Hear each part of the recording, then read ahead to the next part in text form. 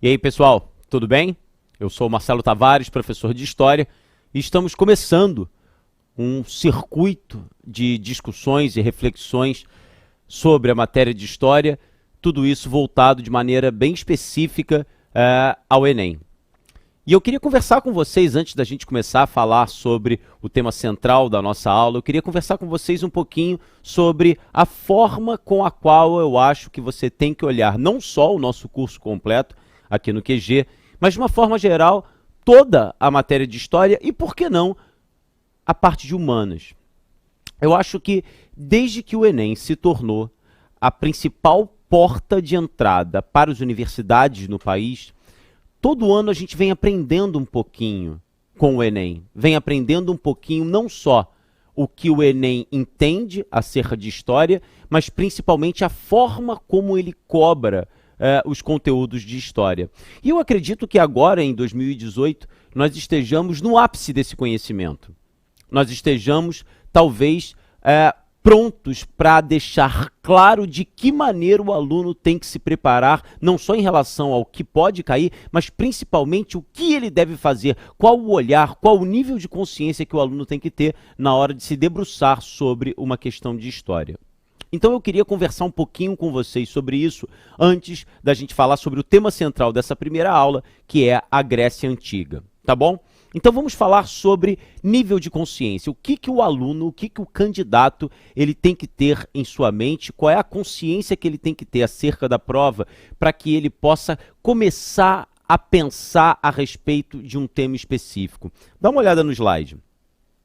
A primeira coisa que eu recomendo aos alunos é que eles tenham a ideia daquilo que os historiadores resolveram, isso vem do contexto do século XVIII para o século XIX, de como os historiadores dividiram a história da humanidade no que eles chamam de idades. Volta para mim. Isso é uma convenção. Ninguém que vivia no mundo em 1450 dizia, nós estamos agora na Idade Moderna. Ninguém que morava na Europa por volta do ano 720 dizia, nós estamos agora na Idade Média. Na verdade, isso é uma convenção. Na verdade, historiadores com o objetivo de facilitar, é óbvio que existiam interesses aí, a gente vai falar sobre isso, mas com o objetivo de facilitar a análise da história, eles dividiram a história no que eles chamam de idades. Dá uma olhada de novo. A partir de 4.000 anos antes de Cristo, e vocês sabem, o nascimento de Cristo vai ser entendido como o ano zero, então 4.000 anos antes de Cristo, segundo os arqueólogos, segundo alguns especialistas, teria surgido a escrita na região da Mesopotâmia. Eu não quero que vocês se preocupem com isso, mas é interessante só assinalar qual é o marco para os historiadores. A invenção da escrita daria início à chamada Idade Antiga. Volta para mim. O que não deixa de ser polêmico. Então quer dizer que as primeiras comunidades que passam pela Revolução Neolítica, lá 10.000 anos antes de Cristo, que começam a se desenvolver em grupos específicos, que começam a se sedentarizar, que começam a desenvolver a atividade da agricultura, mesmo sem a escrita, eles não estão fazendo história? Isso é um ponto legal para se pensar. Mas é interessante que se convencionou determinar a ideia de que a história começa 4.000 anos antes de Cristo, justamente pelo início da escrita na região da Mesopotâmia, especificamente entre um povo, os chamados sumérios. Eu não quero que vocês se preocupem com isso, mas que fique clara a análise. Volta. Depois, os historiadores convencionaram determinar que a queda do Império Romano, a desarticulação do Império Romano, daria início à Idade Média. Então a Idade Antiga vai da invenção da escrita até a desarticulação do Império Romano no século V, vocês terão uma aula aqui no nosso curso completo sobre isso, e a partir daí teria início a Idade Média.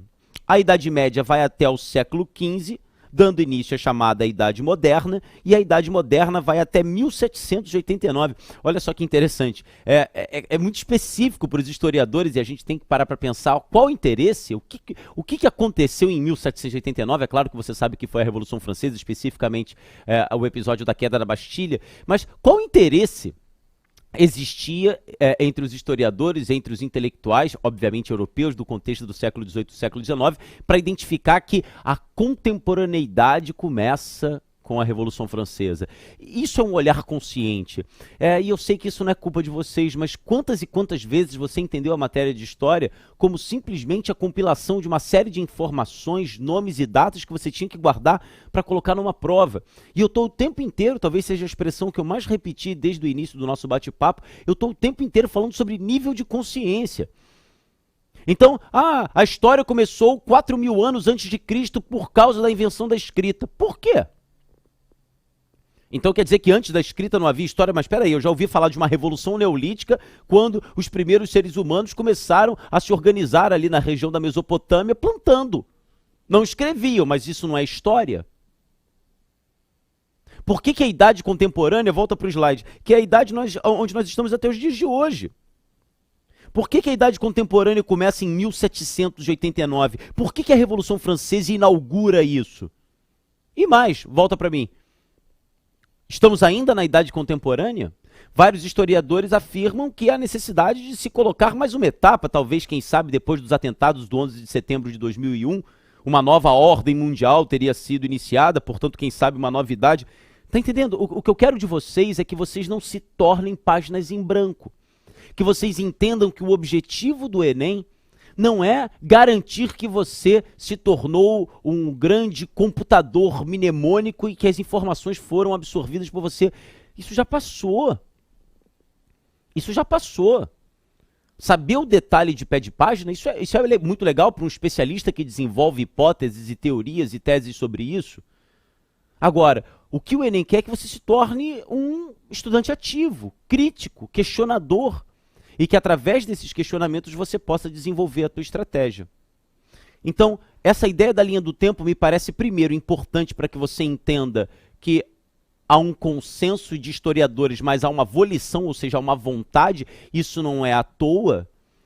Não acreditem que a definição desses marcos históricos, isso é completamente imparcial. Há motivos por trás disso, mas ainda assim, de uma maneira tradicional, nós seguimos essas divisões, tá bom? Agora eu quero que vocês trabalhem uma outra coisa. Olha só o título desse slide, eu coloquei assim, quais os valores do mundo ocidental?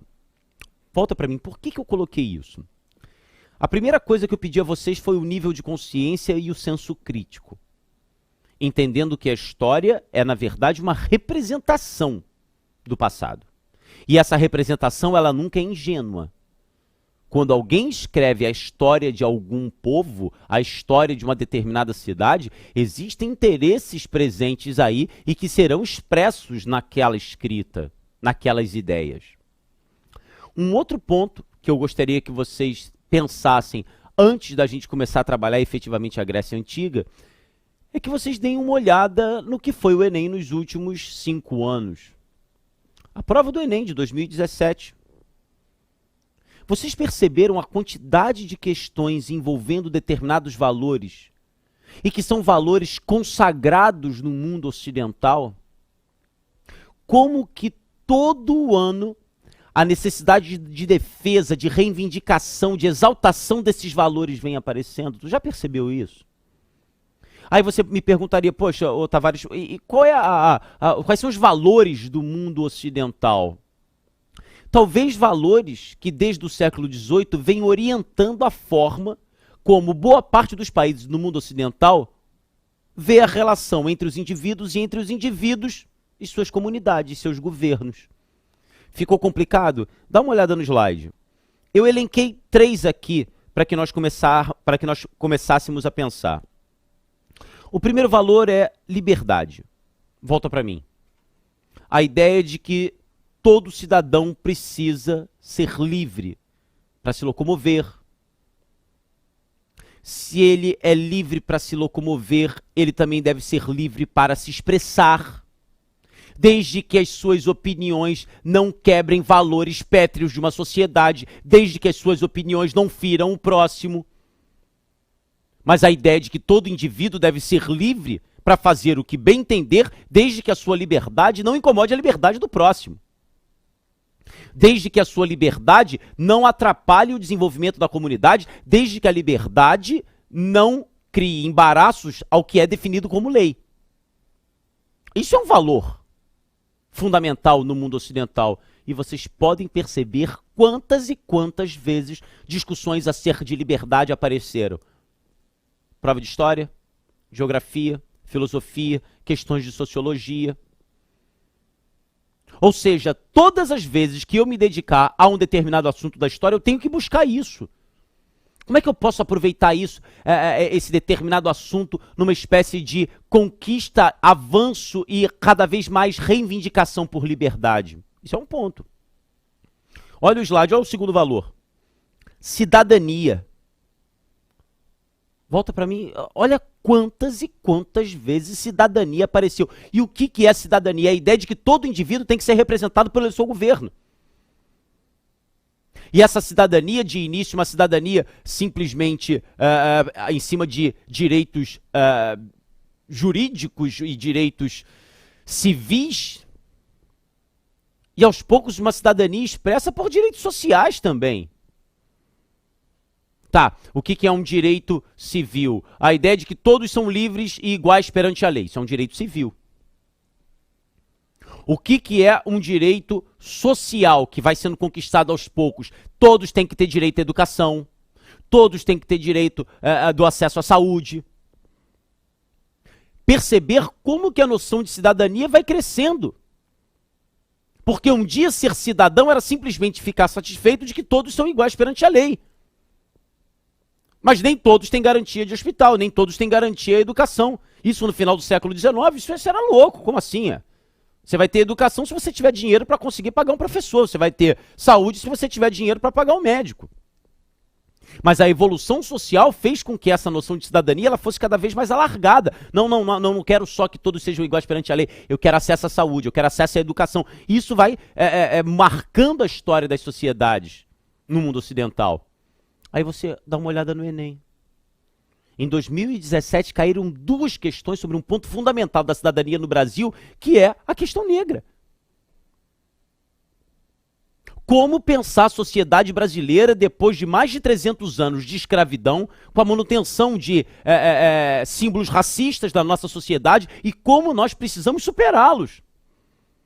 O que o Enem está propondo vamos falar sobre isso, não vamos fingir que não existe, porque existe.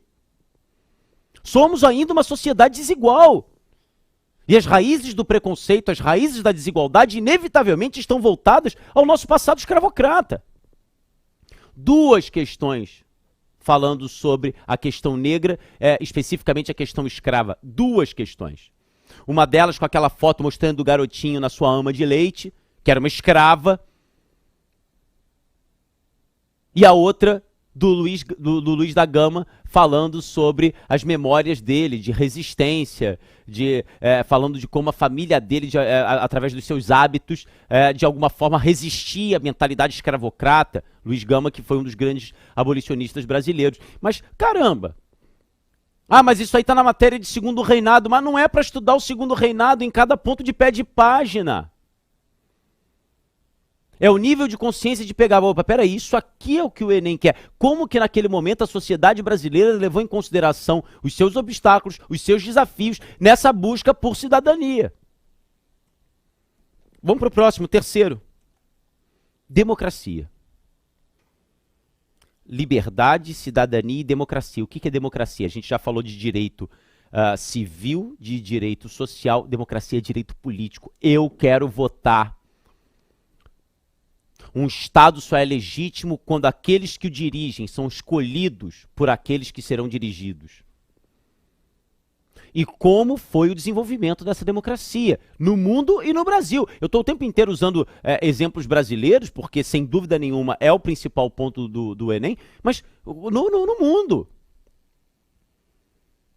Lembre-se que há pouco tempo caíram questões sobre Primavera Árabe, que nada mais foi do que uma série de movimentos em países no Oriente Médio, de jovens indo às ruas dizendo, eu não quero mais esse cara governando a gente, pô. Lembre-se que em 2017 caiu aquela questão da Zuzu Angel, da estilista, fazendo desenhos de suas roupas, fazendo referência a Maria Bonita, a questão do lampião, mas a ideia da mulher enquanto resistência. Resistência, qual é o contexto? Ditadura militar? Volta do voto direto, democracia, representação, contrária à ditadura.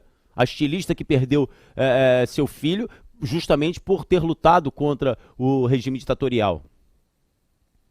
Tá percebendo? Como é que muita gente que acaba tendo problemas em estudar a matéria de história para o Enem tem problemas porque inverte o sentido do raciocínio.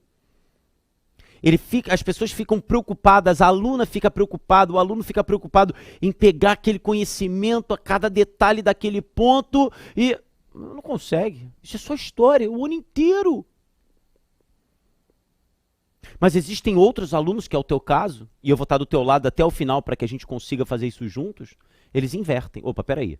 Eu não vou estudar tudo que aconteceu na chamada Grécia Antiga. Eu vou pegar dali o que eu posso falar de liberdade, de influência, de cidadania, de democracia.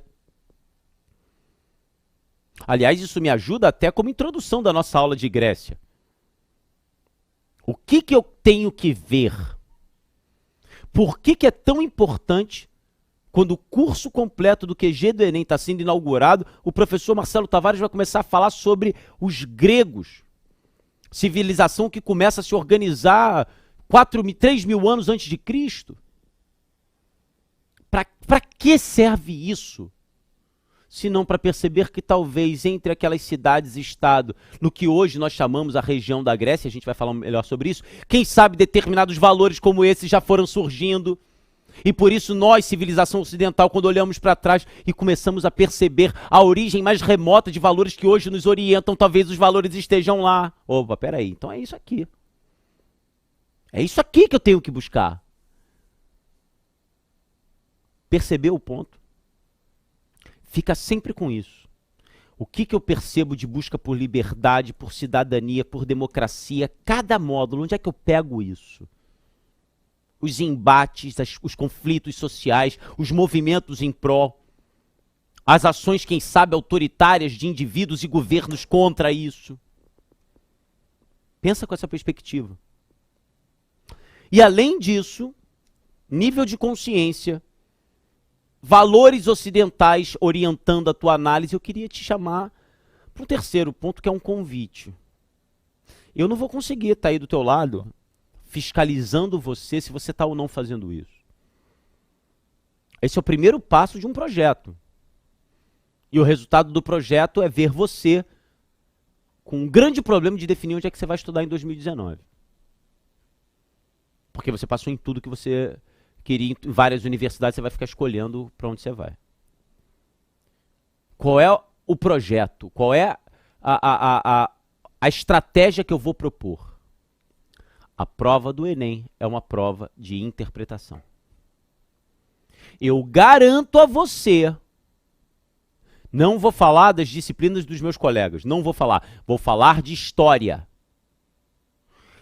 Aquele aluno, aquela aluna que passou o ano lendo pelo menos um livro por mês, mas é ler mesmo,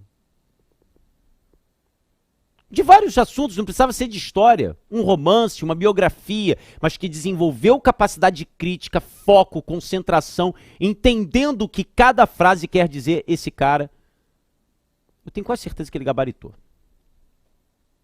Aí você fala, mas tinha questão lá muito difícil. Eu te provo que não tinha. Vou dar um exemplo. O assunto de hoje é Grécia. Eu estou vendo aqui que o tempo está terminando do nosso primeiro bloco, mas vou terminar com isso. O nosso assunto é Grécia, tá? Mas estamos batendo um papo. Vários alunos meus vieram falar, poxa, Tavares, tinha uma questão lá sobre o Império do Mali, que eu achei a questão mais difícil de todas. Eu trouxe ela para vocês, dá uma olhada. Enem 2017. No Império Africano do Mali, peraí, Mali é, portanto, o Império Africano. Volta para mim, tô fingindo que eu não sei de nada. Tô fingindo que eu sou um cara que lê. Volta.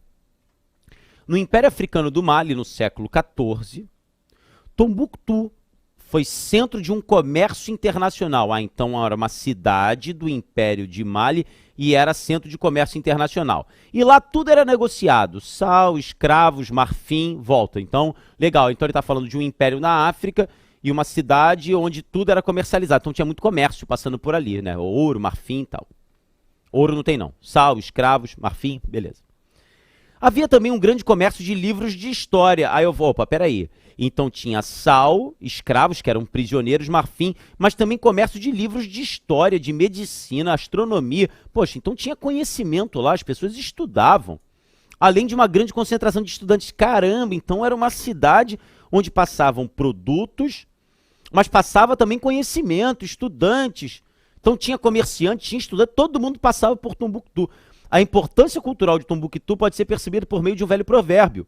O sal vem do norte, o ouro vem do sul, mas as palavras de Deus e os tesouros da sabedoria vêm de Tombuctu.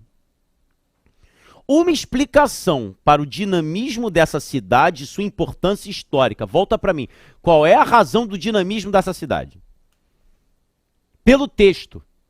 A razão do dinamismo, eu nunca ouvi falar do Império do Mali, nunca ouvi falar de Tombuctu. Mas eu entendi que a razão do dinamismo da cidade é que por lá passam estudantes, astrônomos, médicos, tem livro de história sendo vendido, tem comércio, tem sal. Caramba, eu já matei a questão. A importância é, cara, circulação de pessoas, de conhecimento, de produtos. Vou ver. Não preciso nem olhar muito. Teve alguma coisa sobre isolamento geográfico? Não inventa na prova. Ninguém falou de isolamento geográfico no texto. Exploração intensiva de recursos naturais. Cara, o cara tá falando que o sal vem do norte, o ouro vem do sul, e ele tá falando de livros. Palavra de Deus, tesouro de sabedoria não é recurso natural, são pessoas que vêm de vários cantos que passam por ali. Olha a letra C. Posição relativa nas redes de circulação. Rede de circulação, tudo passa por ali. Marcamos. Pensa nisso. Pensa nisso. Como que o nível de consciência tem que ser o fundamento da tua organização. Tá bom? No próximo bloco a gente começa a falar agora sim de Grécia Antiga. Eu vejo você lá.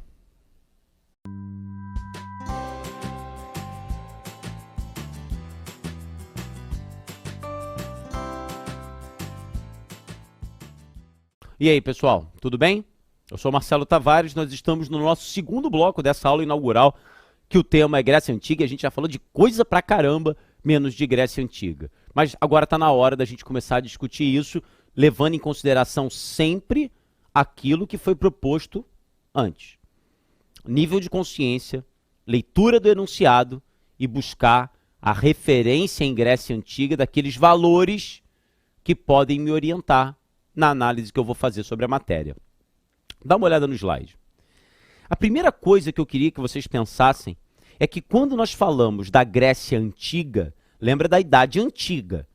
Os historiadores definiram que entre 4.000 anos antes de Cristo e até a queda do Império Romano, no século V já da era cristã, portanto, século V depois de Cristo, nesse período, você vai falar de Roma? É Roma Antiga.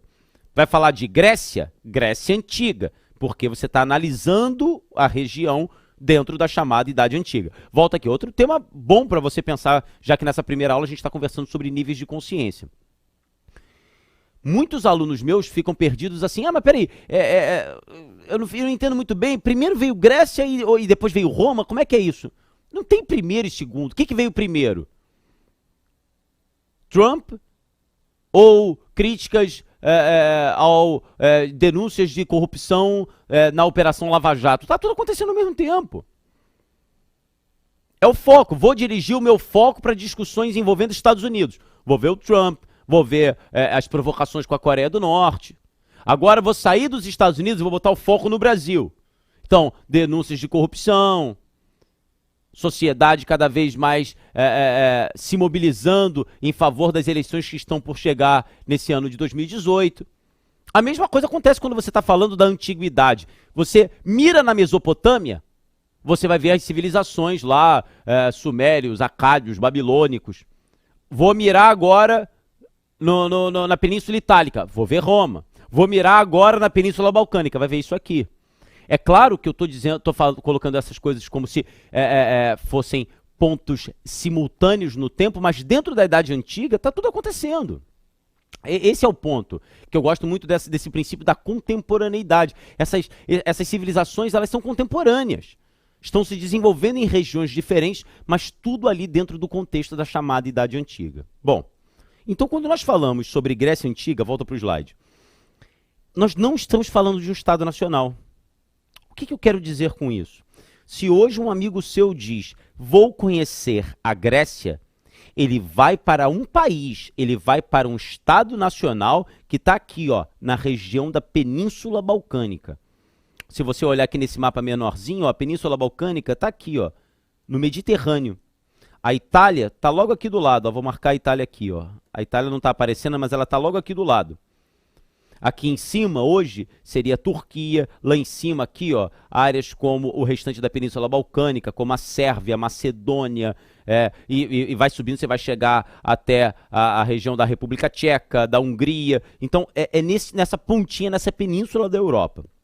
Mas, como eu estava dizendo, se um amigo seu diz a você que vai conhecer a Grécia, ele vai conhecer um Estado nacional, um país chamado Grécia, cuja capital é Atenas.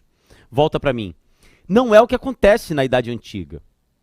Na Idade Antiga não existe um país chamado Grécia. O que existe é uma região repleta de cidades, e essas cidades, apesar de compartilharem a mesma língua, de compartilharem determinados valores culturais, de compartilharem a religião e até a forma como organizam as suas cidades, cada cidade é independente uma da outra. É por isso que nós falamos que a Grécia Antiga ela é marcada pelas chamadas cidades-estado.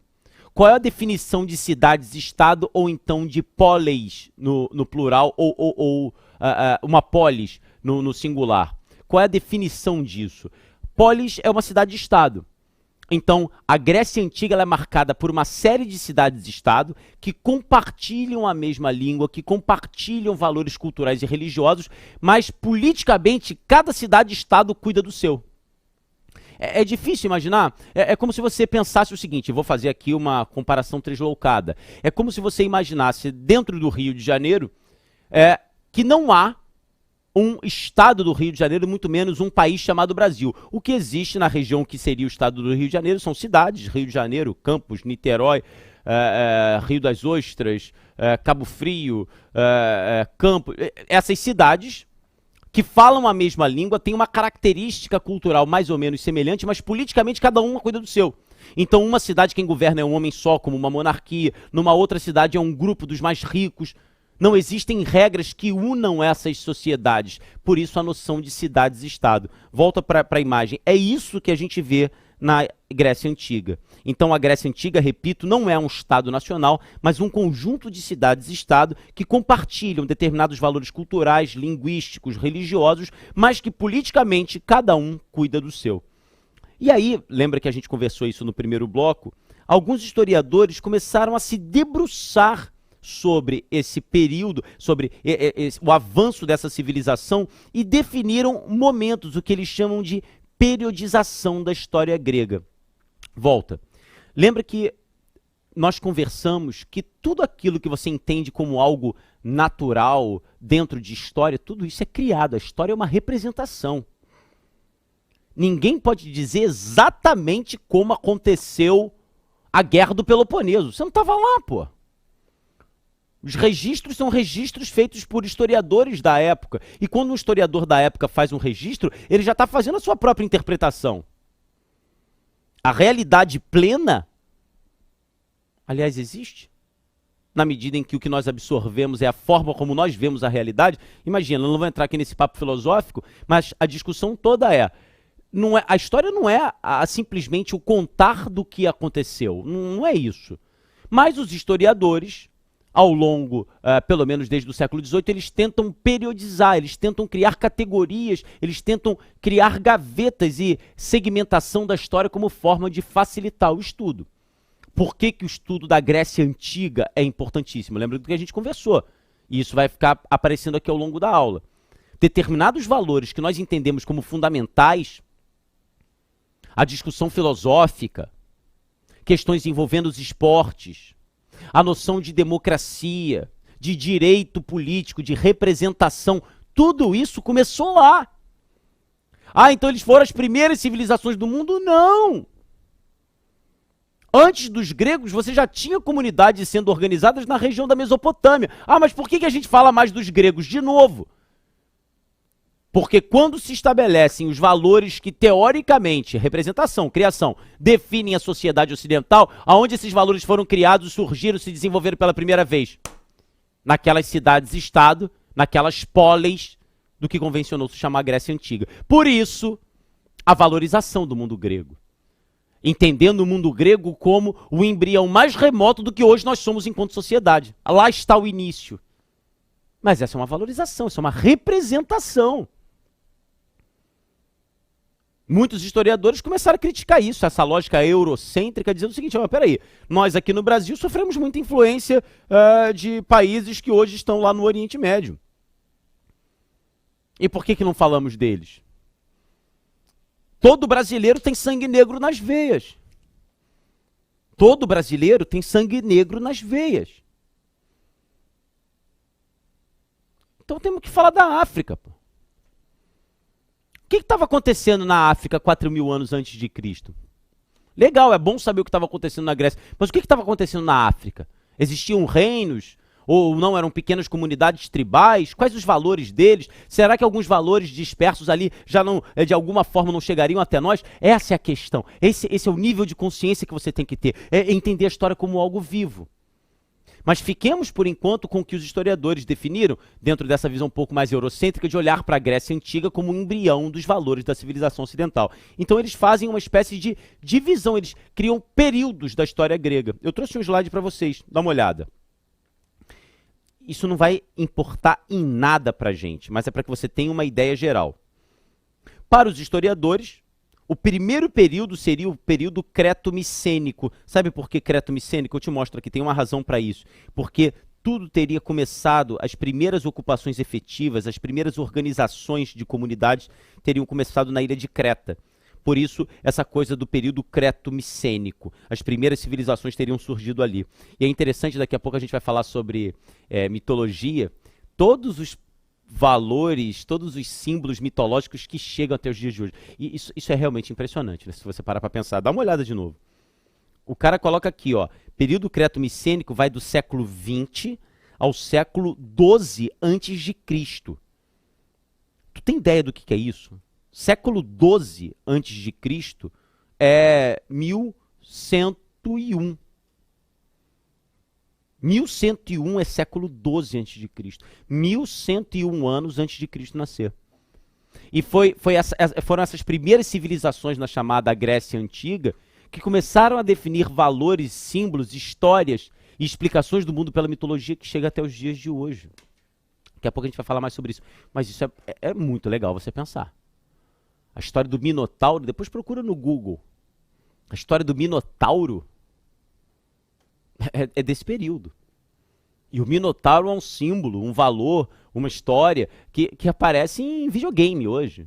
E é impressionante você pensar a duração desse símbolo, como ele se propagou a partir dessa primeira fase, dessa fase mais incipiente da civilização grega. Volta. Depois, o período homérico. Por que os historiadores definem que esse período é o período homérico? Lembra que eu te falei, ninguém que morava na Grécia no ano de 1300 dizia, volta para mim, estou no período creto-micênico. São historiadores, arqueólogos que olham para trás e falam, caramba, nesse período as principais civilizações estão na região de Creta, então vamos chamar de creto-micênico. O segundo período é chamado de período homérico porque as informações que existem sobre esse período são tiradas de duas obras, de dois poemas, de duas epopeias criadas por um poeta que muita gente diz que na verdade nem existiu, mas que seriam as obras do poeta Homero, tanto a Ilíada quanto a Odisseia. E de novo essa coisa da duração. Ilíada vem de Ilion. Ilion é o nome grego para Troia. Você já ouviu falar do cavalo de Troia? Na verdade, uma guerra entre gregos, principalmente ali na região da Península do Peloponeso, mas enfim, entre gregos e troianos, estão do outro lado lá, na parte que mais tarde vai ser a Turquia. Então, uma guerra entre gregos e troianos, e os gregos, para vencer essa guerra, fingem que estão propondo a paz e entregam um cavalo gigantesco que os troianos recebem ingenuamente, sem perceber que é um cavalo oco por dentro, onde lá estão soldados gregos esperando anoitecer para atacar a cidade de Troia sem ninguém conseguir criar qualquer tipo de resistência. Cara, você já ouviu falar dessa história? Você já ouviu falar de um vírus de computador chamado cavalo de Troia, né? Que parece alguma coisa ingênua, mas que entra e destrói teu computador. Esse é o ponto. Essa permanência, como que histórias contadas, volta. O cara está falando isso aqui vem do período homérico. O período homérico, teoricamente, termina 800 anos antes de Cristo. E como essas histórias chegam até os dias de hoje e influenciam a nossa linguagem. Outra coisa. Você está vendo como é que as nossas aulas vão ser sempre de muita crítica, né? De questionamento. Muita gente fala assim, o período homérico foi o período em que Homero viveu. Não se tem nem certeza da existência de Homero. Mas olha o período, volta para o slide, de 1100 a 800 a.C. Tá brincando, né? O cara viveu 400 anos. Então, na verdade, os historiadores perceberam que as características que Homero coloca dos gregos nas suas histórias, se é que Homero existiu, são as características desse período. Logo depois, o período arcaico, quando você começa a ter a formação da cidade-estado, a gente já falou, das polis. Depois, o período clássico, que é o período que a gente mais estuda. Então, volta para mim. Olha só que interessante, né? Quando a gente fala Grécia, e aí a gente pensa nos esportes, nas Olimpíadas, na maratona, e a gente vai falar sobre a maratona aqui. Quando a gente pensa assistindo aos filmes de Hollywood, os 300, né? Os 300 de Esparta. Quando nós falamos sobre Platão, quando nós falamos sobre Sócrates, quando nós falamos sobre Aristóteles, quando nós falamos de estratégias militares, o grande estratego que era Péricles, tudo isso vem do período clássico, que é o período que nós mais estudamos. Por quê? Porque foi o período que mais deixou vestígios e escritos. Então é o período do qual nós temos mais fontes, e nesse sentido é o período mais estudado. Então é interessante que muitas vezes nós começamos a entender a chamada Grécia Antiga a partir de um período determinado, e como é o período que mais deixou registros, vestígios, coisas escritas, os historiadores chamaram de período clássico. Olha só como é que não tem ingenuidade aí. Período clássico foi o período auge da Grécia, é o período que a gente mais conhece. Mas por que foi auge? Entendeu o ponto, como é que não tem nada ingênuo? Como que, na verdade, a gente acaba reproduzindo coisas que nós não pensamos. Mas é o período clássico porque é o período que mais deixou registros. Volta. Então é o período que vai do século V até o século IV antes de Cristo. E, de novo, eu estou aqui falando, século V, século IV. Eu sei que tem muita gente que tem dificuldade para ver isso. E é bem simples. Tem um macete aqui. Na nossa civilização, no nosso calendário, o ano zero é o nascimento de Cristo. Então, quem nasceu em 1998, nasceu 1998 anos depois de Cristo. Então, qual é o século de 1998? Eu sempre passo assim para os alunos, divide os dois últimos números. É 00? Não é 00, é 98. Se não é 00, você soma mais um, século 20. Quer ver um outro número? O cara que nasceu no ano 2000. Separa, é 00. Se é 00, não aumenta nada, é século 20. Então, quem nasceu em 1998 e quem nasceu em 2000, nasceram no século 20. Mas olha só, quem nasceu em 2001, separa os dois últimos. É 00? Não é 00. Se não é 00, soma mais um, século 21. Então, quem nasceu no ano 2000, nasceu no século 20. Quem nasceu em 2001, já nasceu no século 21. E aí, tudo antes do zero, o antes de Cristo, a contagem é regressiva. É óbvio, eu sei que eu estou sendo bem óbvio, tá? Mas só para deixar claro. Quem nasceu em 2000 é mais novo do que nasceu em 1998. Se você nasceu em 1998 e você tem um camarada que nasceu em 2000, é 2 anos mais velho do que ele. Só que no antes de Cristo é o inverso. Quem nasceu em 1998 antes de Cristo, nasceu há menos tempo de Cristo. Então, quem nasceu em 1998 é mais novo do que nasceu em 2000. Mas a lógica é a mesma. Ano 2000 a.C. é o quê? Não é 00, é 00, não soma nada, século 20. 1998, 98, não é 00, então soma mais um, século 20. Então, quem nasceu em 2000 e 1998 nasceu no século 20 a.C. Então, é dessa forma, volta para mim, que os historiadores eles dividem a história da Grécia Antiga, que, como você entendeu, não é um estado, não há a Grécia Antiga, mas são cidades-estado que compartilham características. E inventaram também, começaram a perceber, pelos vestígios que estudam, possibilidades de dividir a história da Grécia em determinados períodos. Mas, de novo, sempre tenham a referência de que essa periodização ela segue a orientação dos historiadores. Não se trata, na verdade, de nada que o grego naquela época dissesse, estamos no período homérico. Isso, na verdade, é uma criação, uma representação. Tá bom? Dito isso, já vimos o nosso mapa, eu queria falar sobre, para terminar esse segundo bloco, sobre o que pode ser considerado uma espécie de exceção. Volta para mim.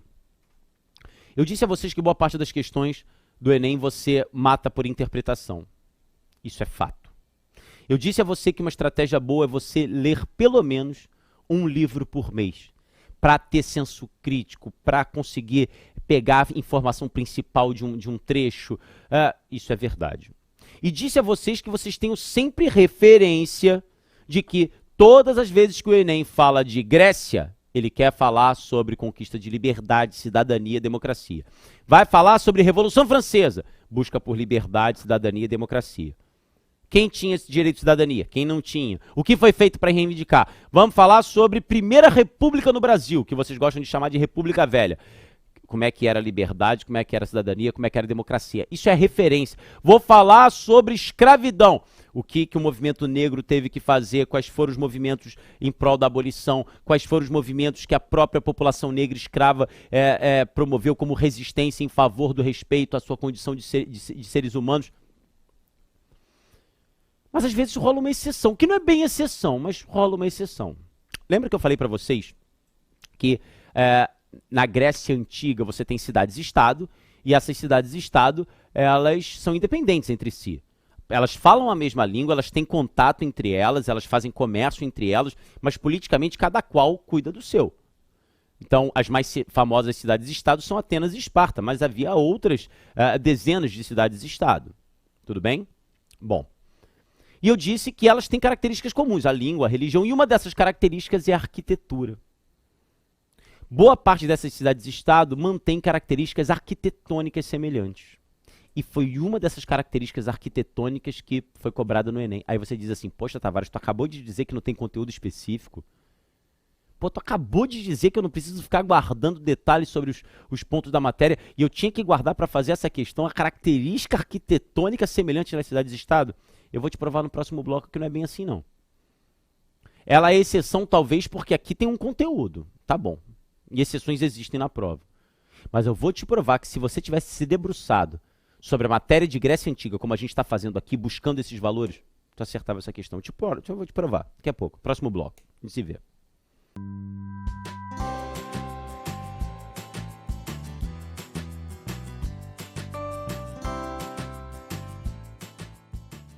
E aí, pessoal, tudo bem? Bom, eu deixei vocês no último bloco com uma espécie de reflexão. Eu ia falar com vocês sobre uma questão que já apareceu no Enem e que foi denunciada como uma questão conteudística. E é verdade, ela não tem como fugir.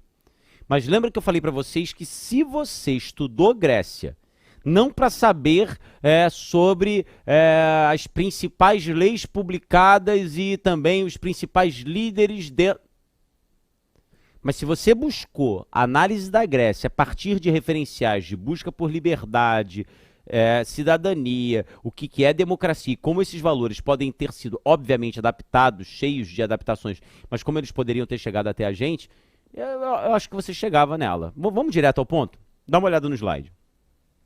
Isso aqui seria uma representação de uma polis grega. O que é que chama a atenção? Você tem uma parte superior, ela é chamada de acrópole. Nessa parte superior estão instalados os templos religiosos e as casas daqueles que realmente compõem a elite. Volta para mim. Para pensar um pouco. Quem é a elite? Aí você diz assim, a elite é quem mais tem dinheiro. Tá bom, eu concordo contigo que é uma das formas de pensar dentro dos dias de hoje. Mas se você voltasse no tempo, hoje nós vivemos um cenário de abundância. Ah, como assim cenário de abundância? Poxa, tem tanta gente pobre, pessoas vivendo ainda em condições miseráveis, isso é verdade, sim. Mas o cenário mundial hoje, ele é de abundância, o que não é distribuição. Mas o cenário mundial é de abundância. Você entra em qualquer restaurante hoje, e eu estou falando aqui do Rio de Janeiro, mas você entra em qualquer restaurante hoje no Rio de Janeiro e a quantidade de comida que tem estocada nesse restaurante para um único dia, ela é maior do que a quantidade de comida que talvez essas populações tivessem ao longo de um mês inteiro. Eu estou falando das populações. Então, quem é a elite? A elite é aquela que consegue produzir alimento. É por isso que as elites, quando você fala de idade antiga, elas estão relacionadas à propriedade da terra, ao controle da terra. E não de qualquer terra, mas das terras que produzem, porque eles produzem alimentos. E como essas famílias produzem alimentos, como eles começam a produzir alimentos em maior quantidade do que outras famílias que não tiveram a mesma sorte ou que não tiveram o desenvolvimento do mesmo conhecimento, essas famílias começam a se tornar aos poucos autoridades, porque elas definem o que vai ser produzido, elas podem definir o quanto de comida vai ter para aquele mês e elas podem começar a exigir que para ter a comida que eu produzo vocês têm que me obedecer. É o início da noção de autoridade política. Então, nas cidades-estado, nessas cidades da Grécia Antiga, o poder era muito relacionado à ideia de terra. Em Atenas, que é uma das cidades-estado mais importantes, pelo menos você vai ver daqui a pouco que muitas referências na política, na filosofia, na sociedade ateniense chegam até os dias de hoje, os grandes proprietários, os chamados bem-nascidos, os filhos de proprietários, eram chamados eupátridas, esses caras é que moram nessas grandes casas, nessas áreas mais elevadas, próximos dos templos, os chamados, as regiões conhecidas como Acrópolis. Em Esparta, a terra, ela é da cidade, não há ideia de propriedade privada, mas quem exerce o controle das terras são os esparciatas, ou esparcitas, que são também aqueles, os primeiros conquistadores, é uma questão de sangue, você passa por sangue. Ah, mas você não podia ter um comerciante que enriquecesse? Sim, você podia ter um comerciante com dinheiro. Mas o fato de não ser sangue, de não passar de pai para filho, isso já o colocava numa posição inferior. Essa aqui é a questão que eu quero que vocês tenham. Mas então volta. Então essa é a Acrópole. E, como eu disse, nessa parte mais elevada estão as casas daqueles que são considerados a elite, os proprietários de terra. Se estivéssemos falando de Atenas, seriam os eupátridas. E o que chama a atenção é essa grande praça aqui, uma praça central. Essa praça central poderia ser um exemplo, isso aqui é um desenho, uma representação, não é uma foto, ninguém tem uma foto de uma polis, de uma cidade-estado, mas poderia ser a representação de uma praça onde todos aqueles que são cidadãos, olha a palavra mágica de novo aí, estão debatendo o futuro da comunidade. Estão debatendo o futuro da cidade-estado. A cidade-estado é chamada de polis, portanto, estão debatendo política. Falar sobre política é falar sobre a comunidade, é falar sobre a polis. Ser cidadão é discutir os destinos, as leis, as referências, o assunto da sua cidade. Bacana pensar dessa forma. A palavra política vem dessa polis. E é essa praça central onde os cidadãos discutiam o futuro da polis. Volta para mim, então você está falando, Tavares, que todo mundo se reunia, todos os indivíduos. Não falei isso, eu falei que todos os cidadãos. Olha a discussão sobre cidadania aí. Hoje, todo indivíduo que nasce no Brasil é um cidadão? Sim. Todo mundo é cidadão. Todos têm os mesmos direitos, são todos iguais perante a lei. Todos têm direito à educação, à saúde, os direitos sociais. Todos têm o direito de serem eleitos e de votarem, se forem brasileiros. Direito político. Então, há uma extensão gradativa da cidadania no mundo ocidental dentro da história da humanidade. Mas e aqui na Grécia Antiga? Será que todo mundo que morava ali era cidadão? Não. Vou dar um exemplo. Mulheres não são consideradas cidadãs. Depois dá uma olhada, vai aí, procura no Google uma música do Chico Buarque falando das mulheres de Atenas.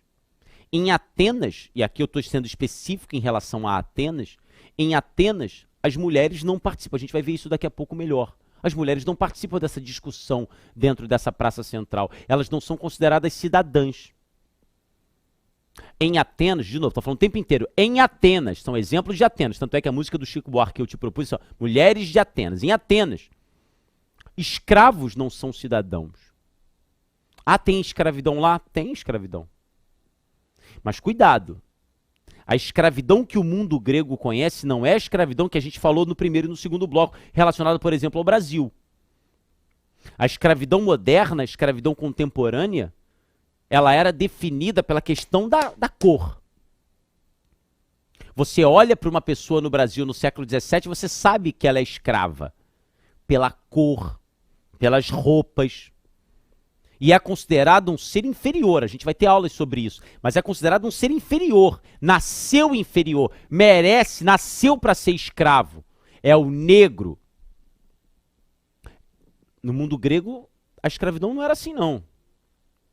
No mundo grego, você se torna escravo, ou você é escravo porque o seu pai foi escravo, mas ele não nasceu escravo. Você se torna escravo se você fica endividado em relação a uma pessoa e não tem como pagar. Essa pessoa, portanto, é a escravidão por dívidas. Assume o controle sobre a sua liberdade. Ou então por conquista militar. Você está numa determinada área, uma determinada cidade-estado promove um ataque, domina aquela região, a população original daquela região vai ser escravizada. Mas eu posso ter um escravo e ele se veste como eu, em Atenas. Existem escravos que são considerados exímios artesãos. Eu respeito esse cara. Ninguém faz cerâmica como... Esse cara é respeitado. Vem gente de todo o mundo grego conhecer esse cara para ver como ele produz essa cerâmica. Outros escravos são entendidos como exímios tecelãs. Fazem tecidos de uma forma... Eles são respeitadíssimos, mas são escravos. É interessante você perceber isso. O que define escravidão é a ausência de liberdade do indivíduo que passa a ser visto como posse. Um outro indivíduo tem a posse da liberdade. Isso é o que define escravo. Eu tenho a posse da tua liberdade. Você não faz, você não tem liberdade para fazer, para agir que não seja da forma como eu disser. Isso é ser escravo. O Brasil conheceu a escravidão entre 1532 e 1888. Mas essa escravidão no Brasil, que era a escravidão moderna e contemporânea, era a escravidão dada pela cor. Era a escravidão legitimada até religiosamente. A ideia de que africanos são inferiores. Não é o que acontece aqui. Mas voltando à ideia de cidadania, mulheres não votam. Escravos não votam. Estrangeiros, se você não é filho de pai e mãe ateniense. Você é um rico comerciante, mas a sua mãe nasceu em Esparta. Teu pai é ateniense, mas tua mãe nasceu em Esparta. Você não é filho de pai e mãe ateniense, tu não vai participar da discussão política. Tá vendo como é que essa coisa de cidadania ela é muito específica? Mas volta para o slide. Então, em Atenas, essa praça aqui, ela é chamada de Ágora. O que é a Ágora? É a praça central onde cidadãos discutem os destinos de sua polis. Toda cidade tem Ágora? Sim. Praticamente todas as cidades têm a praça central onde a discussão é produzida. Na Ágora de Atenas, lembra que eu falei? Na Ágora de Atenas, quem participa das discussões? Todos os cidadãos, ou seja, indivíduos do sexo masculino, acima de praticamente de 21 anos, e que não sejam escravos, não sejam mulheres, são masculinos, e que não sejam estrangeiros, ou seja, a democracia ainda assim tem suas limitações. Isso apareceu no Enem de 2015. E aí você vai me dizer se você acha que realmente, como os alunos disseram na época, é uma questão absurdamente difícil. O que implica o sistema da polis, parei tudo, polis, cidade-estado, então o cara está falando da Grécia Antiga, que não era um país, mas um conjunto de cidades. É uma extraordinária proeminência da palavra sobre todos os outros instrumentos de poder. Vamos traduzir isso, extraordinária proeminência da palavra, ou seja, a palavra era muito importante, volta para mim. Por que a palavra é muito importante? Porque a discussão é da polis, é na praça, por todo mundo falando. Qual vai ser a orientação da comunidade? Aquele que conseguir convencer. Daí a importância da retórica, do discurso, a palavra é muito importante. Eu tenho que provar que a minha ideia é melhor para o destino da comunidade. A palavra constitui o debate contraditório, olha só o ponto, a discussão, a argumentação e a polêmica. Torna-se regra do jogo intelectual, assim como do jogo político. O cara está falando, volta para mim, o cara está falando, portanto, dessa coisa da palavra, da discussão sobre a polis, do debate. Já lembrei de polis, já lembrei da discussão onde acontecia, ele não está fazendo referência específica em Atenas, então eu lembro daquelas características semelhantes, vou pro enunciado. Na configuração política da democracia grega, em especial a ateniense, ele pode falar então dessa coisa da discussão pública e não participavam mulheres, não participavam escravos e não participavam estrangeiros. Já vou botar aqui do lado. A ágora tinha por função, matei. Caramba, tinha que saber o que era ágora? Tinha. Pô, mas tem tanta coisa para saber, eu tinha que saber sim, porque quando você estuda a Grécia Antiga, você vai nessa coisa de cidadania, de liberdade. Opa, ágora, vamos ver. A ágora tinha por função, olha aqui, ó. Olha que lindo, ó. Constituir o lugar onde o corpo de cidadãos se reunia para deliberar sobre as questões da comunidade. Volta para mim. Viu só? Viu como é que aquilo que parece difícil, quando você tem um nível de consciência, você chega? Eu trouxe um outro ponto aqui, já que a gente está terminando a nossa aula. Isso aqui é um exemplo, agora olha só, da democracia ateniense. Vou voltar pela quinta vez. Polis são cidades-estado. No plural, as poleis. Todas elas têm um governo específico, todas elas têm as suas leis específicas, mas compartilham valores culturais, religiosos, arquitetônicos. Toda cidade-estado, na prática, tem uma ágora? Tem, onde os cidadãos estão ali discutindo. Mas todos são cidadãos? Não. Quem pode morar numa cidade e não ser cidadão? Depende. Em Atenas, agora você sabe. Em Atenas não eram cidadãos. Mulheres, escravos e estrangeiros. Lá em Esparta, cidadãos são aqueles esparciatas, que são descendentes diretos de conquistadores dórios. É uma questão muito mais estratificada, né? Você tem que ter o sangue dório. Por isso que não é democracia. E já em Atenas, você pode ser um homem simples. Mas se você não é escravo e teu pai e mãe eram atenienses, você participa da política. Mas de onde vem essa coisa, a gente está falando de cidadania, de onde vem essa coisa de democracia, do poder dos demos? Dá uma olhada aqui. Num determinado momento da história de Atenas, porque ideia de democracia ateniense, num determinado momento da história de Atenas, havia a necessidade de se regularem as tensões sociais. Volta, é bacana você pensar isso. Toda reforma política para ampliar a cidadania é fruto de tensão social. Tem que ter um grupo para dizer, caramba, eu não participo por quê? Porque lembra, a elite de início é a elite proprietária de terra. Que tem escravo, eles dominam a cidade, eles regulam as leis. Mas essas cidades vão evoluindo, essas cidades vão se desenvolvendo. Atenas é um grande centro comercial. Então tem comerciante que não é proprietário de terra em Atenas e que fala, mas peraí, eu tenho tanto dinheiro quanto você, só porque eu não tenho terra, só porque eu não tenho sangue das tuas famílias nobres, eu quero participar. Então essas tensões sociais, elas vão ampliando a cidadania. E não é assim até os dias de hoje, galera. Você consegue lembrar de algum movimento, de alguma garantia, de alguma conquista social sem drama, sem luta, sem manifestação, sem reivindicação? Foi o que aconteceu em Atenas. Um reformador conhecido como Clístenes, não quero vocês se preocupando com isso, mas houve um momento da história ateniense que houve a necessidade de se regularem e de se amenizarem as tensões sociais com ampliação do direito de cidadania. Volta, deixei um espaço aqui. A cidade de Atenas, ela vai ser dividida em várias áreas. Na hora da aula eu chamo de zonas eleitorais, é óbvio que esse termo não existe, mas a cidade de Atenas ela é dividida em vários bloquinhos, em várias zonas. E essas zonas são chamadas de demos. Por isso que se fala de uma democracia. Todo mundo, não importa se é pobre, se é rico, mas todo mundo que é filho de pai e mãe ateniense, que não é mulher, que não é escravo, tinha direito de participar. Dentro de cada um desses demos, aí depois tem esse gráfico aqui, vocês podem olhar com calma. Dentro de cada um desses demos, são escolhidas 500 pessoas no total, tá? São escolhidos em cada demos pessoas e elas vão compor um Conselho dos 500, que é também chamado de Boulé. Esse Conselho dos 500 funciona como uma espécie de Senado que apresenta e elabora leis. Então eles são escolhidos, sorteados dentro desses demos. E depois que essa Boulé, que é essa Assembleia, apresenta as leis, essas leis elas não viram leis, são projetos de leis. Elas só se tornarão leis depois que elas passarem pela eclésia. O que é a eclésia? A eclésia é a Assembleia do Povo. Todo mundo se reúne na Praça Central para decidir se quer ou não quer as leis definidas pela mulher. Entendeu como é que de alguma forma tem uma lógica democrática aí? Os cidadãos são escolhidos por sorteio para compor uma grande assembleia.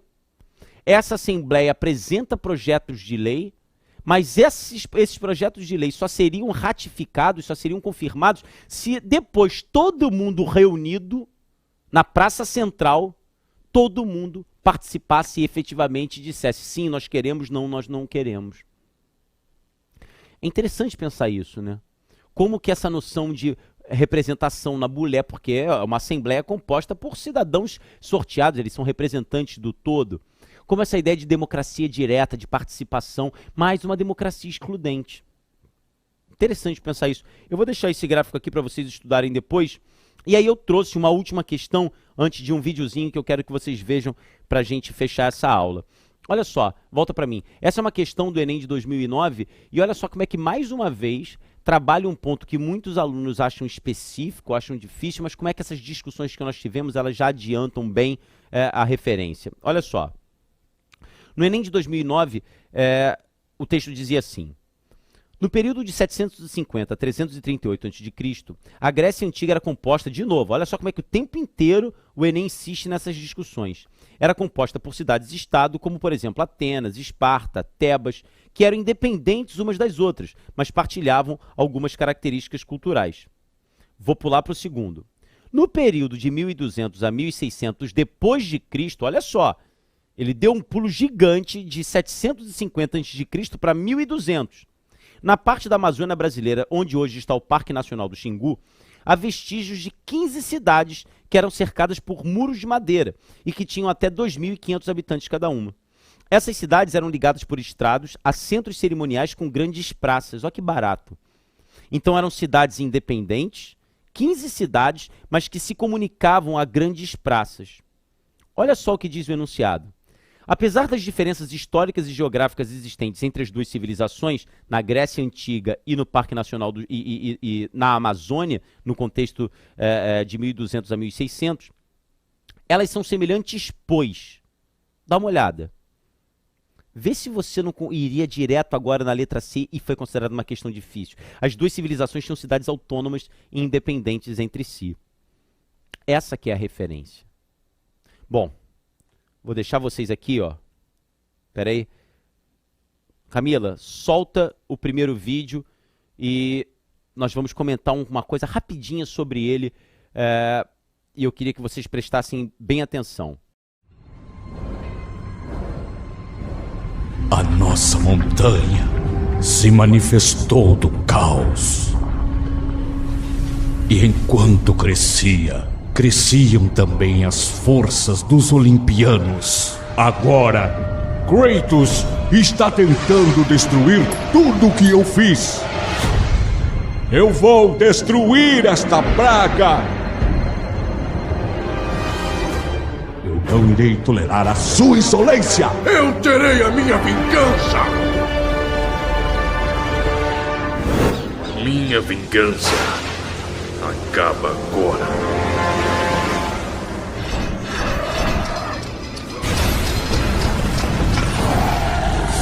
Sua alma é minha.